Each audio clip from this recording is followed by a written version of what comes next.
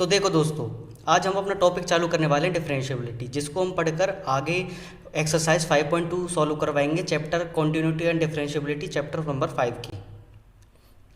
तो ओके, चलो देखते हैं। अभी मैं आपको बेसिक्स एनसीईआरटी से क्लियर करूंगा कि क्या क्या कंसेप्ट पढ़ना है, और आपको कंसेप्ट बता दूंगा मैं फ़िलहाल अभी कि क्या क्या हम करेंगे, हम कैसे कैसे करेंगे, और क्या क्या नोटेशन होती है पर्टिकुलर चीज़ की, और डिफरेंशिएशन सीखेंगे, मतलब हम डिफरेंशिएबिलिटी से।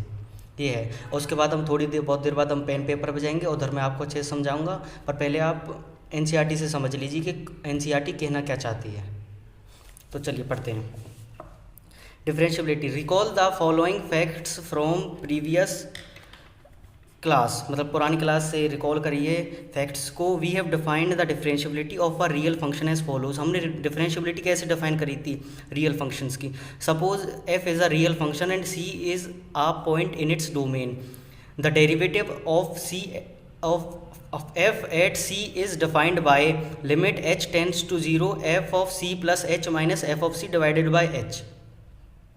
मतलब जो हमारा रियल फंक्शन f है, उसमें जो c पॉइंट उसके डोमेन में लाई कर रहा है, तो उसके लिए डिफरेंट डेरिवेटिव मतलब डिफाइन करेंगे ना। जब हम ऑफ f एट c, मतलब फंक्शन f का डेरिवेटिव जब हम c पे डिफाइन करेंगे तो वो हम ऐसे डिफाइन करेंगे, limit h tends to 0 f of c plus h minus f of c divided by h। तो अभी ये एक फॉर्मूला बताया गया, हमें नोटेशन बताइए कि हम ऐसे डिफाइन करते हैं। आगे पढ़ चलते हैं। अभी देखो प्रोवाइडेड दिस लिमिट एग्जिस्ट, मतलब ये लिमिट जो पहले हमने बताई है वो एग्जिस्ट करनी चाहिए। Derivative of f at c is denoted by f dash c और d by d x of f of x at c, मतलब ये डंडा खींच के ऐसे सी बना रखा है, तो इसका मतलब एट सी, मतलब हम वैल्यू एक्स की सी पुट करेंगे पर्टिकुलर डिफरेंशिएशन के बाद। The function defined by f dash x, मतलब जो नोटेशन होती है ना एफ डैश एक्स, ये नोटेशन आगे बताएंगे। अभी notation f dash x, derivative को एफ डैश एक्स लिख देते हैं हम, तो limit h tends to 0 f of x plus h minus f of x divided by h, where the limit exist is defined to be the derivative of f. The derivative of f is denoted by f dash x और df of x by dx, मतलब dy dx of f of x। मतलब बोलने के और कहने के तरीके होते हैं कि अगर f फंक्शन है तो हमारा डिनोट कर देंगे हम उसको f डैश x से, उसके डेरिवेटिव को, और d by d x of f of x से। और इफ़ अगर हमारा जो फंक्शन है ना वो y equal to f of x, मतलब जो फंक्शन f ऑफ x था उसको अगर हम y मान लें तो हम उसको डेरिवेटिव को डिनोट करते हैं d y by d x. मतलब आप इसको देख लीजिए, डी बाई डी एक्स में f ऑफ x की जगह y पुट कर दिया तो d y by d x बन गया, और f डैश x था उसको f ऑफ x माना है तो y डैश बन गया। वो जैसे यहाँ पे डैश आएगा तो यहाँ पे डैश आ जाएगा। Okay, the process of finding derivative of a function is called differentiation. मतलब जब हम डेरिवेटिव निकालते हैं ना किसी फंक्शन का तो उसको हम डिफरेंशिएशन कहते हैं उस प्रोसेस को। We also use the phrase differentiation f of x with respect to x to mean find f dash x. मतलब हम उसको ऐसे भी कह देते हैं, एक कहते हैं ना कि एक स्टेटमेंट कहनी होती है तो उसको कह देते हैं कि differentiation of f of x with respect to x. इसका मतलब यही है कि एफ डैश एक्स निकालिए particular f of x function का। ठीक है, चलो अब इसको इस वाली बात को बता देता हूं मैं आपको। देखो जैसे हमें ये पर्टिकुलर फंक्शन दे रखा है, जो ये ऊपर वाला फॉर्मूला है ना, ये हमारे इतने काम का नहीं है, बस हमें ये पर्टिकुलर आइडिया देने के लिए है, और ना ही ये सीबीएसई बोर्ड में पूछा जाता है। आइडिया देने के लिए है कि मतलब बेसिक निकालते कैसे हैं किसी फंक्शन का। हम डायरेक्ट ही सॉल्व करेंगे क्वेश्चन, आपको ट्रिक पता चल जाएगी कि कैसे कैसे करते हैं, तो वो ही सब जगह लगती है। ट्रिक नहीं, पूरा कंसेप्ट है वो वैसे तो, पर आपको पता चल जाएगा। तो अब देखिए आप, तो जैसे हम डिफाइन कर रहे हैं, इन्होंने लिख रखा है यहाँ पे एफ ऑफ एक्स, मतलब हमारा फंक्शन है एफ ऑफ एक्स। ठीक है, अब हमारा फंक्शन है एफ ऑफ एक्स, तो इसका डेरिवेटिव जो होगा ना हम एफ डैश एक्स करके लिख देंगे।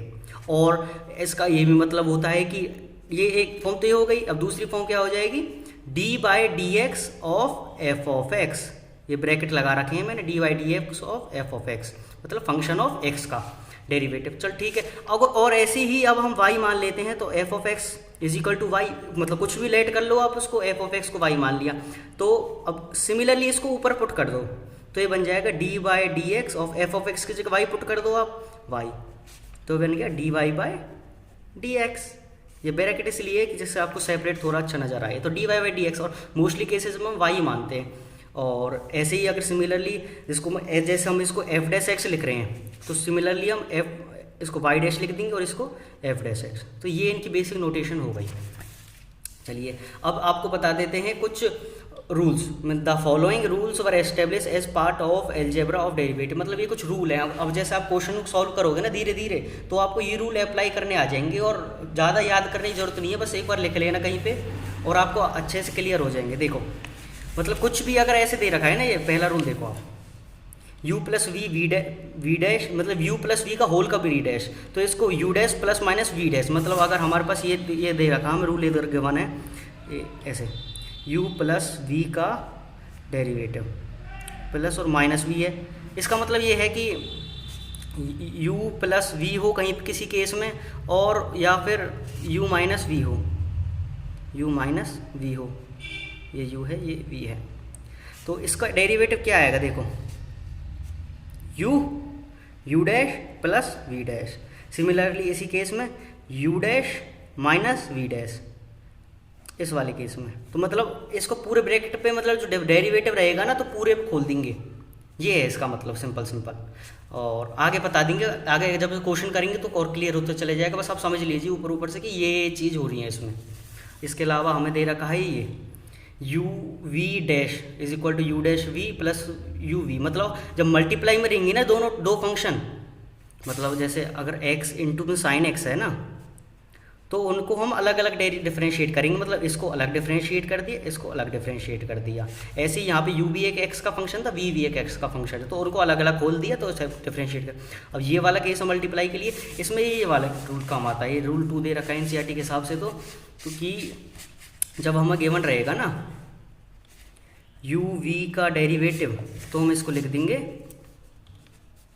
u dash v plus u v dash. मतलब इस पहले इसको डिफरेंशिएट कर दिया, फिर प्लस का साइन लगा दिया, फिर v को पहले मतलब u को डिफरेंशिएट कर दिया, फिर v मल्टीप्लाई कर दिया, प्लस करके u को एज इट इज रहने दिया और v को डिफरेंशिएट कर दिया। तो दोनों डिफरेंशिएट हो गए। ये लिबनिट्ज रूल और प्रोडक्ट रूल कहते हैं, वैसे इसको कॉमनली प्रोडक्ट रूल ही कहते हैं। ठीक है, तो मल्टीप्लाई वाला केस क्लियर हो गया, प्लस माइनस वाला क्लियर हो गया केस हमारा। तो अब आता है डिवाइड वाला केस। देखो यहाँ पे दे रखा है u y v is equal to, ये क्वोशंट रूल होता है, इसको u y v गिवन है। मतलब जब हमारे दो फंक्शंस किस में होंगे, डेरिवेटिव में होंगे, मतलब डिवाइड में होंगे। एक तो है ऊपर और एक है नीचे। अब देखिए हमें दे रखा u y v, ये फॉर्मूले होते हैं, आपको प्रैक्टिस के साथ भी सॉल्व हो जाएंगे, या फिर आप नॉर्मल आइडिया भी लगा सकते हो धीरे धीरे करके। पर अभी आप फॉर्मूला ही देख लो। तो इसको हम लिख देंगे u डैश v, मतलब पहले वाले का ऊपर वाले का न्यूमरेटर में टर्म है उसका डेरिवेटिव मल्टीप्लाई में v माइनस डिनोमिनेटर वाले का डेरिवेटिव मल्टीप्लाई में u और डिवाइडेड बाय v स्क्वायर, जो डिनोमिनेटर में उसका होल स्क्वायर। तो यही है, इसको क्वोशंट रूल कह देते हैं। चलो ठीक है। अब कुछ स्टैंडर्ड फंक्शंस, मतलब देखो the following table gives a list of derivatives of certain standard function. मतलब सर्टेन स्टैंडर्ड फंक्शंस है, मतलब इनका यूज़ ज़्यादा आता है। कुछ और भी होते हैं, उनको मैं आपको बाद में बता दूंगा। पर अभी आप देख लीजिए कि एफ ऑफ एक्स है तो एफ डैश एक्स क्या बनेगा। तो मतलब अब देखो, चलो इनको आपको देखो एफ ऑफ एक्स जब एक्स की पावर एन है तो एफ डैश एक्स बन गया हमारा n x to the power n minus 1, n 1 2 3 0 कुछ भी हो सकता है, मतलब इनफाइनाइट तो कुछ भी हो सकता है। तो उसका सिंपल रूल क्या है कि मतलब जो पावर में टर्म है उसको आगे ले आएँ और ऊपर एक्स मल्टीप्लाई है उसको एन माइनस 1 कर दें। और ऐसी सिमिलरली साइन एक्स का डेरिवेटिव डिफरेंशिएशन क्या होगा, कॉस एक्स। मतलब जिस डिफरेंशिएशन कहते हैं इसको डायरेक्ट ही कह देते हैं साइन एक्स का डिफरेंशिएशन, साइन एक्स का डेरिवेटिव। ये दो टर्मिनोलॉजी होती हैं कहने के लिए। और cos x का डिफरेंशिएशन क्या होगा, minus sine x. Ten x का क्या होगा, सीकेंड स्क्वायर एक्स। और भी होते हैं, जैसे अब आप कहोगे कि कॉट एक्स का बताइए सर, कोसीकेंट एक्स का बताइए, उसका बताइए टेन इनवर्स एक्स का, सीकेंट एक्स का, और बहुत सारे होते हैं फंक्शन सभी। तो धीरे धीरे बाद में जैसे जैसे एक्सरसाइज आएंगी वैसे वैसे मैं आपको बताता जाऊंगा, और जहाँ भी नीड होगी वहाँ बता दूंगा मैं। अभी आप इनको बेसिक्स इनको याद करिए चारों को और आगे बढ़ जाइए। तो देखो बच्चों, जो आगे जो चीज़ लिखी है ना, वेयर वी डिफाइन डेरिवेटिव, मतलब ये जो चीज़ है ना, ये आपको बस एक्सप्लेन करने के लिए है कि हम क्या कर रहे हैं, कैसे कर रहे हैं, और कुछ नई थ्योरम्स की तरफ हमें ले जाएगी। मैं आपको उन डायरेक्ट उन थ्योरम्स को ही बता देता हूँ क्योंकि अगर इसको पढ़ाऊंगा तो वीडियो की लेंथ बहुत ज़्यादा लंबी हो जाएगी और इसका इतना ज़्यादा बेनिफिट है नहीं। बस आप एक बार खुद से पढ़ लेना और समझ लेना। आप देख लीजिए यहीं से दिख रहा होगा आपको, वरना आपके पास बुक होगी तो उसमें से पढ़ लेना। मैं आपको डायरेक्ट थ्योरम बताता हूँ और इसको ना कहीं पे CBSE भी कोई कहीं पे नहीं पूछता, नहीं है एग्जाम्स में आता, बस एक प्रूफ है जो आपको अंडरस्टैंडिंग के लिए। तो आप इसको पढ़ के समझ लेना, नहीं पढ़ना हो तो बेशक मत पढ़ना, आगे बढ़ जाना, क्योंकि हम डायरेक्ट क्वेश्चन सॉल्व करेंगे, वहाँ पर इसकी नीड नहीं है। और देखो ये जो थ्योरम है ना ये रही, if a function f is differentiable at a point c then it is also continuous at that point. मतलब एक पर्टिकुलर जो फंक्शन है ना, मतलब f है हमारा जो फंक्शन, ये f एक कोई भी पर्टिकुलर f होगा, अगर ये f c पे, जो f है हमारा वो c पे डिफरेंशिएबल है तो ये कंटिन्यूस भी होगा। ये बताती है स्टेटमेंट। आप इसको देख लीजिए, इस थ्योरम को एक बार देख लेना, उससे आपको समझ में आ जाएगी। बस इस फैक्ट को याद रख लेना, अगर एक फंक्शन जो डिफरेंशिएबल है एक पॉइंट सी पर, वो उस पॉइंट पर कंटिन्यूसली होगा। ये नीचे ये सिमिलर बात लिख रखी है, आप इसको भी देख लेना, ये रहे आपके लिए देखने के लिए, every differentiable function is continuous, बस ये बात है। और अब हम चालू करने वाले हैं डेरिवेटिव ऑफ कंपोजिट फंक्शन। मतलब आप इस चीज़ को बस एक बार पढ़ लेना खुद से। तो चलिए जो दोस्तों अब हम शुरू करते हैं अपना डेरिवेटिव ऑफ कंपोजिट फंक्शन। ये वो टॉपिक है जहाँ से मेन डिफरेंशिएशन के प्रॉब्लम चालू होंगे, हम प्रॉब्लम सॉल्विंग सीखेंगे यहाँ से। तो हमें एक गिवन है कि to study derivative of composite function we start with illustrative example, say we want to find derivative of f। मतलब इस f जो है, मतलब f का निकालना है, जो f जो हमारा 2x + 1⁻³ है, इसका हमें डेरिवेटिव निकालना है। तो देखिए वन वे, देखो पहला तरीका है इसको सॉल्व करने का कि एक्सपेंड कर दें इसको हम बाइनोमियल थ्योरम को यूज़ करके, जैसे हमने नीचे कर रखा है। तो dy/dx df(x/dx) is equal to dy/dx 2x + 1⁻³। अब हम इसको ओपन कर देंगे, dy/dx तो बाहर ही रहेगा क्योंकि अब हमने डिफरेंशिएशन किया नहीं है। तो 8x³ + 12x² + 6x + 1, मतलब जब हम इसको एक्सपेंड करते हैं ना तो ये आ जाता है। बाइनोमियल थ्योरम से कर लीजिए, और ना इसका डायरेक्ट फॉर्मूला होता है उससे कर लीजिए, मैं आपको दिखा दूंगा अभी पेन पेपर करके सॉल्व। तो ये बन गया 24x² + 24x + 6, इसको डायरेक्ट डिफरेंशिएट कर दिया। अब हमने डिफरेंशिएट कैसे किया इन लोगों ने, मतलब 8, मतलब जो फॉर्मूला बताया था ना मैंने यहाँ पे, देखो ये वाला x⁴n का डेरिवेटिव हो जाता है n(x⁴n-1). तो देख लीजिए आप, तो डायरेक्ट डेरिवेटिव डिफरेंशिएट यहाँ से इन्होंने ना इस वाले स्टेप पे से डायरेक्ट डिफरेंशिएट करना चालू किया है। तो इसको जब डिफरेंशिएट करेंगे पावर में 3 है, तो मतलब जो हमारा जो फॉर्मूला था ना वो वाला, ये वाला फॉर्मूला था, मतलब x⁴n को हम इसका डेरिवेटिव जब ले लेते हैं ना, डेरिवेटिव में ऐसे ही लिख रहा हूँ, तो वो n(x⁴n-1) बन जाता है। तो सिमिलरली वो यहाँ पर लगाए x⁴, मतलब 8 जो है वो कांस्टेंट है और x की पावर 3 है, तो 8 तो बाहर रहेगा, 8 पे तो कुछ फर्क पड़ेगा नहीं, तो x⁴ है ना, तो 3 आगे आ जाएगा और x की पावर 3 - 1, तो मतलब x² बन जाएगा x⁴2। तो 24 इंटू में 3 इंटू में x² प्लस में 24x, ये कैसे आया 12x, मतलब 12x² है, तो x² का 2 आगे आएगा, तो 12 इंटू 24 और x की पावर में 2 - 1, तो सिंपल x, और 6x के लिए पावर 1 है तो आगे 1 आ जाएगा और x की पावर 1 रह जाएगा, 1 - 1 0 रह जाएगा। और 1 जो होता है कांस्टेंट का डिफरेंशिएशन 0 होता है, मतलब कांस्टेंट एक नंबर है क्योंकि x पर डिपेंड नहीं करता, तो इसका डिफरेंशिएशन का जब हम करेंगे तो इसका डिफरेंशिएशन 0 आएगा। तो ये आ गया, इसको हमने फिर से कोलेस कर लिया, मतलब छोटे में बना लिया, तो 6 कॉमन लेके 2x + 1 का होल स्क्वायर × 6, ये है सिंपल। तो नाउ वी ऑब्जर्व दैट, हमने अब ऑब्जर्व किया कि f(x) = h(g)(x). देखो अब हम ऑब्जर्व कर रहे हैं कि जो हमारा f(x) था ना, ये वाला f(x) क्या था हमारा, ये गिवन जो ऊपर है ये f(x) हमारा, इसको लेट कर रहे हैं, कोई बात नहीं। चलो अब हम इसको f(x) लेट कर रहे हैं, इस वाले को f(x) ले रहे हैं हम, = 2x + 1⁻³। तो f(x) होगा h(g)(x), इसको h(g)(x) मतलब h जो है उसके अंदर g है और g x पर डिपेंडेंट है, ये है सिंपल बताना चाह रहे हैं। तो देखो इन्होंने क्या किया है, g(x) = 2x + 1 ले लिया, मतलब g(x) 2x + 1 ले लिया। अब हम अपने फंक्शन में ऑब्जर्व करें तो 2x + 1 उसके अंदर है, इन्होंने क्या नहीं लिया, बस उसकी पावर नहीं ली, तो इन्होंने इस चीज़ को ले लिया g(x) and h(x) = x³, h(x) को मान लिया x³। पुट t = g(x), तो हम ये क्या कर रहे हैं, अब जी ऑफ एक्स मतलब टी को जी ऑफ एक्स के बराबर एक पुट कर रहे हैं, तो इसका मतलब क्या हुआ, वो 2x + 1 के बराबर हो गया, क्योंकि जी भी उसके बराबर है 2x + 1 के।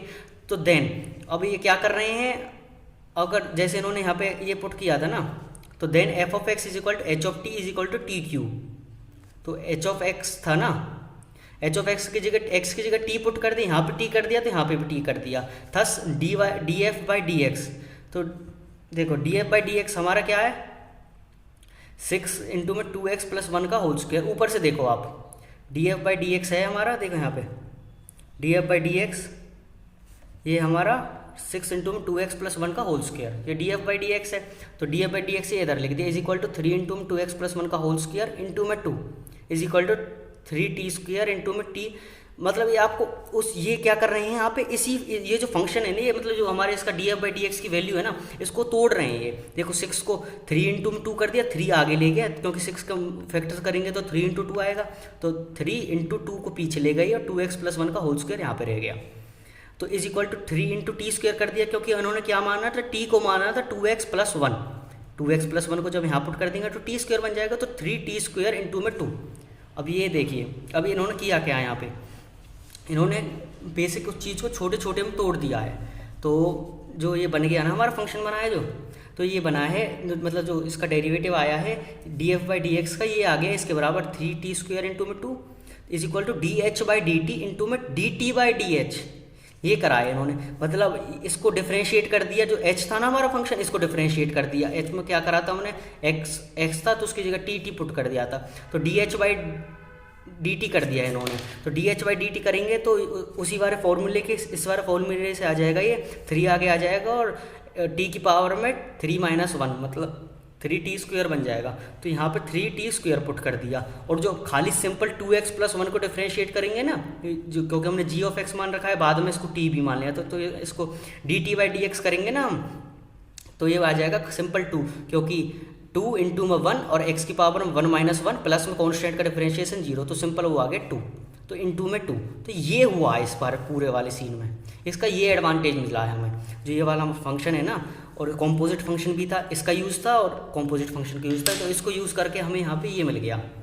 देखो इन्होंने सब एक लाइन भी लिख रखी था, advantage with such observation is that it simplifies the calculation in finding the derivative of से 2x + 1 की पावर 100 है। तो भाई अगर हम इसको बाइनोमियल से एक्सपेंड करने जाएं तो यार बहुत ज़्यादा टाइम लग जाएगा और कर भी नहीं पाएंगे हम, 3-4 घंटे लग जाएंगे, 3 घंटे का तो पेपर ही होता है। We have many formalize this we में formalize this observation in the following theorem called the chain rule. मतलब ये है ना जो हमने ऊपर किया है, इसको हम चेन रूल की मदद से भी फॉर्मुलाइज कर सकते हैं, मतलब फॉर्मूला बना जाता है इस चीज़ का, तो हम उसका फॉर्मूला बना लेंगे, तो आपको ज़्यादा दिक्कत नहीं पड़ेगी कि चूचा करनी पड़े, मतलब आपको ज़्यादा वो प्रॉब्लम नहीं आएगी आगे पीछे जाने में, आप डायरेक्ट ही सॉल्व कर सकते हो। डायरेक्ट क्वेश्चन अगर आपने फंक्शन को देखना है और डायरेक्ट सॉल्व कर देना है, ज़्यादा प्रॉब्लम नहीं आएगी चेन रूल जब हम पढ़ेंगे। तो चलो चेन रूल चालू करते हैं। मैं आपको पेन पेपर पे नहीं ले गया क्योंकि आपको मुझे लगता है समझ में आ गया होगा, वरना आगे के अगर इतना आपको समझ में नहीं आया ना, तो आगे के जब एग्जांपल्स देखेंगे हम तो सबको समझ आ जाएगा। अब चेन रूल पढ़ लेते हैं चलो। तो देखो theorem for chain rule, let f be r real valued function which is a composite of 2 function. मतलब एक एफ को एक रियल वैल्यू फंक्शन मान लो जो कि 2 फंक्शन से बना हुआ है, मतलब कंपोजिट मतलब एक के अंदर एक। तो composite function let u and v से बना हुआ है, तो f हो गया हमारा v ऑफ u, मतलब v ऑफ u, v के अंदर u है, इसका मतलब ये होता है v ऑफ u का मतलब होता है v के अंदर u। Suppose t is equal to u of x। चलो इस बात को बता देता हूँ मैं आपको, v के अंदर u का क्या मतलब कहना चाह रहा हूँ मैं। देखो v ऑफ u, तो जैसे हमारा ऊपर वाला फंक्शन था, देखो ये रहा 2x + 1 की पावर होल क्यूब। एक तो एग्जांपल ये हो जाएगा, देखो 2x + 1 की पावर होल क्यूब। देखो इसमें 2x + 1 है ना जो अंदर वाला फंक्शन, इसको u ऑफ x मान लो, मतलब x पे तो डिपेंड होता ही है ना ये वाला हमारा v ऑफ u पूरा, तो इसको u ऑफ x मान लो।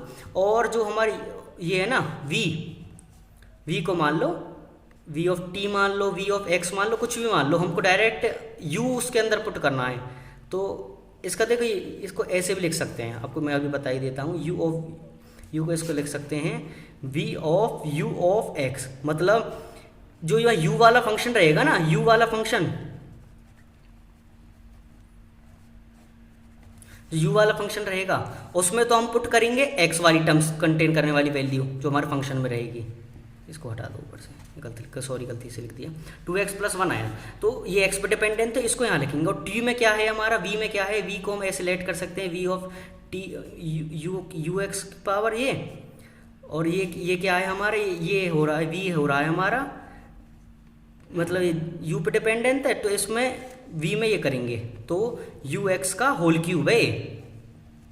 तो ux का होल क्यूब है तो क्या करेंगे हम, 2x+1 इसमें रख देंगे तो 2x+1 का होल क्यूब आ जाएगा। मतलब अब आप देखो एक बार एक सिंपली सी अगर समझ में आ रहा है आपको अच्छे से, तो v ऑफ u, तो मतलब v के अंदर u, और u x पर डिपेंडेंट है, और v ये तो है x पर डिपेंडेंट, x वाली टर्म्स पर डिपेंडेंट, और ये u वाली टर्म्स, v जो है u वाली टर्म्स पर डिपेंडेंट है। तो देख लो v के अंदर u रख रखा है, u के अंदर x रख रखा है। तो ये बेसिक आइडियोलॉजी होती है इस चीज़ को लिखने के लिए।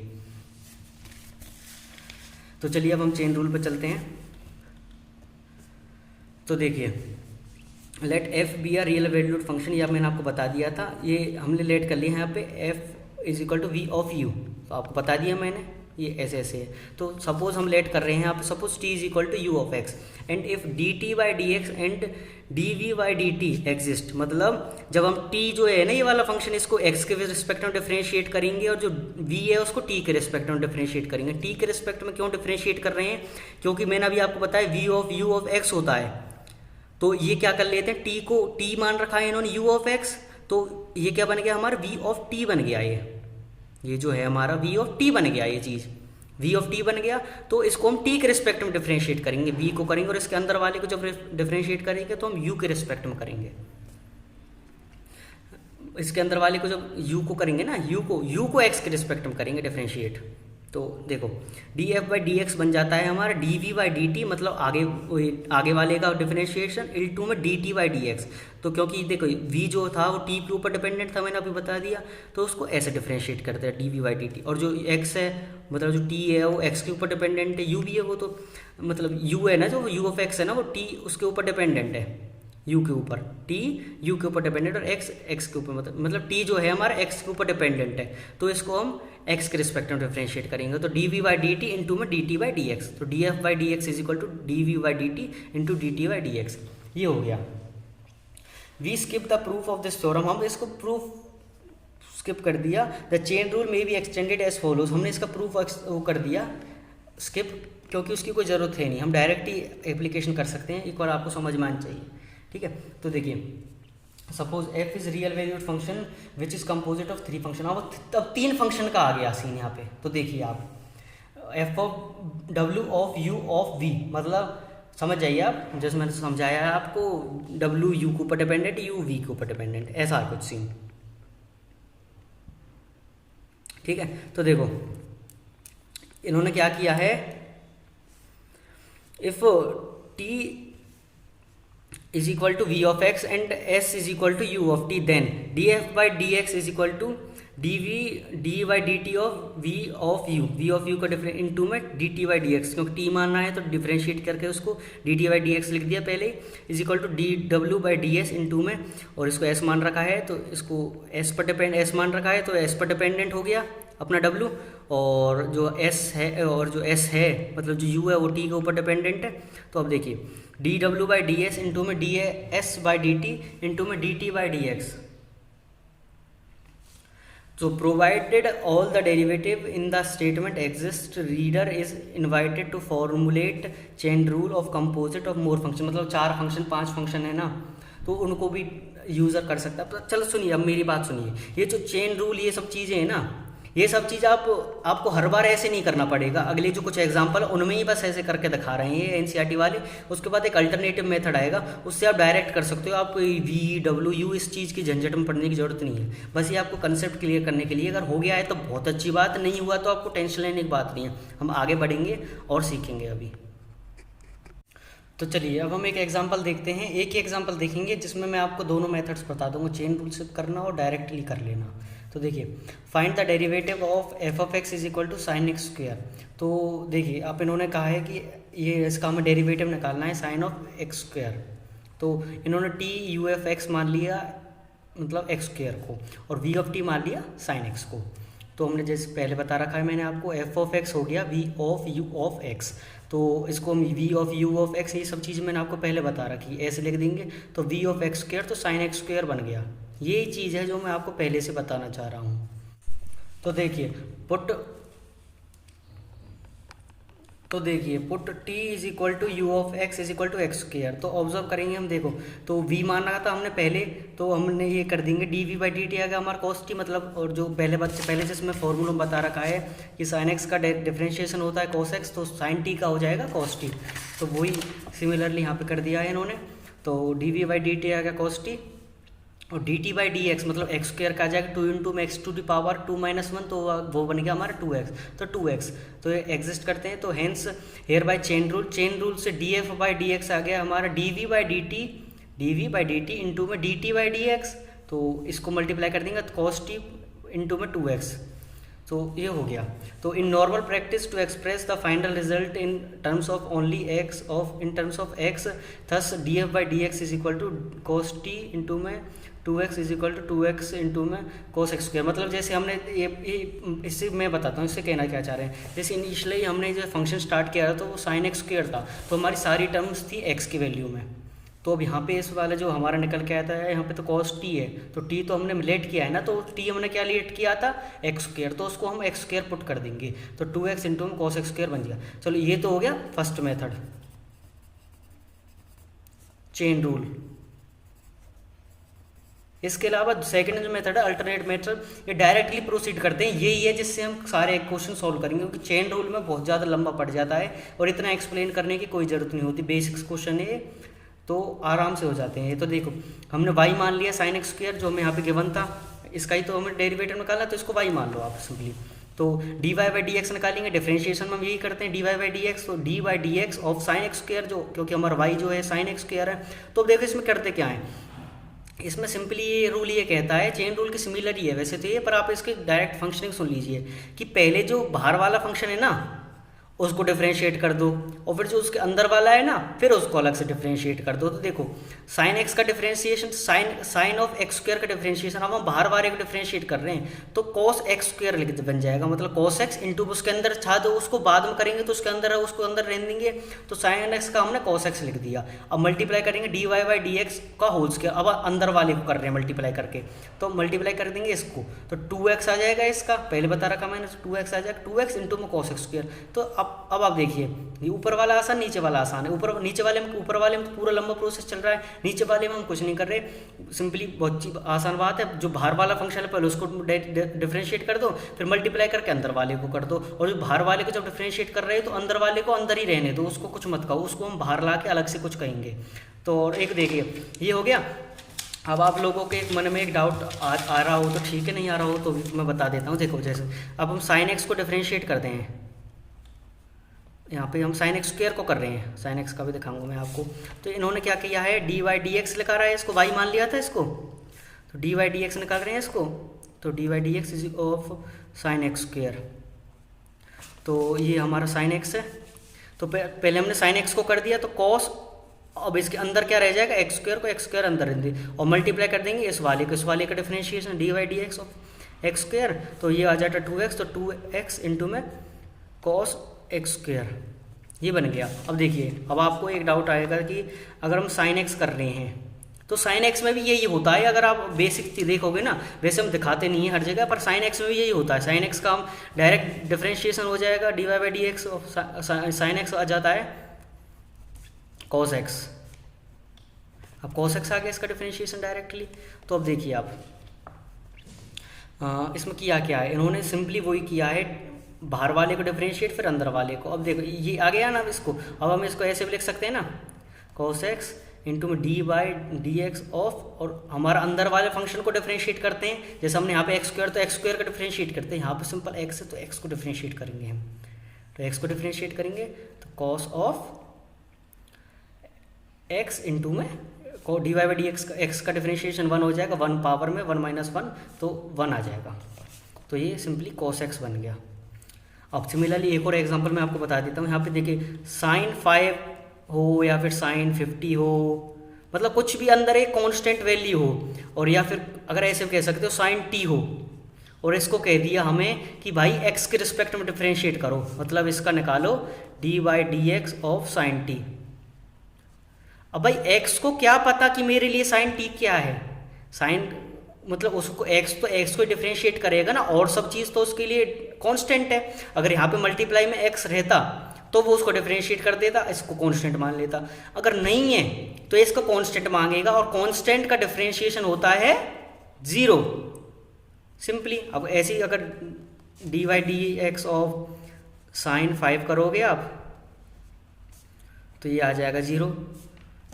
अगर ऐसा होता, ऐसी साइन 50 वाले का हो जाएगा। अगर ये होता d by d x of x sine 5 t 50 500 1000 कुछ भी होता ना ये इसके अंदर, तो ये क्या करता, इसको साइन 5 को ना कांस्टेंट मान लेता, एक कांस्टेंट टर्म मान लेता, और इसको बाहर निकाल देता कि भाई मैं तुझे डिफरेंशिएट करके क्या करूँगा, मैं अंदर वाले कर लेता हूँ। तो साइन एक्स इंटू 5 और एक्स का डिफरेंशिएशन होता है सिंपली 1, तो साइन 5 बच जाएगा। ये बेसिक कंसेप्ट है। तो अब चेन रूल से नहीं करेंगे हम करेंगे चेन रूल से नहीं करेंगे, मेथड टू डायरेक्ट वाले से करेंगे। पहले बाहर वाले फंक्शन को डिफरेंशिएट कर दो, अगर उसके अंदर एक्स की कंटेन करता है तो वो, और फिर उसके बाद अंदर वाले को करेंगे डिफरेंशिएट। अब आप एग्जाम्पल से देखोगे तो आपको एक एक चीज़ बेसिक से क्लियर हो जाएगी। और जो ये एग्जाम्पल है ना, इनको आप सॉल्व कर लेना, एक बार देख लेना, क्योंकि मैं अब एक्सरसाइज पे बढ़ रहा हूँ। नेक्स्ट वीडियो में आपको एक्सरसाइज मिल जाएगी। तो सिंपल ये बात है। ये भी सिमिलरली अल्टरनेट मेथड से कर रखा है इन्होंने, और यहाँ पे चेन रूल से हम नहीं करेंगे बिल्कुल भी, क्योंकि वी ऑफ यू ये लिखना और इसके बाद इसको ऐसे अलग अलग फॉर्म्स में तोड़ के लिखना तो बहुत ज़्यादा लंबा प्रोसेस हो जाता है, इसलिए हम डायरेक्ट प्रोसीड करेंगे। तो नेक्स्ट वीडियो में हम एक्सरसाइज 5.2 करेंगे। Thank you.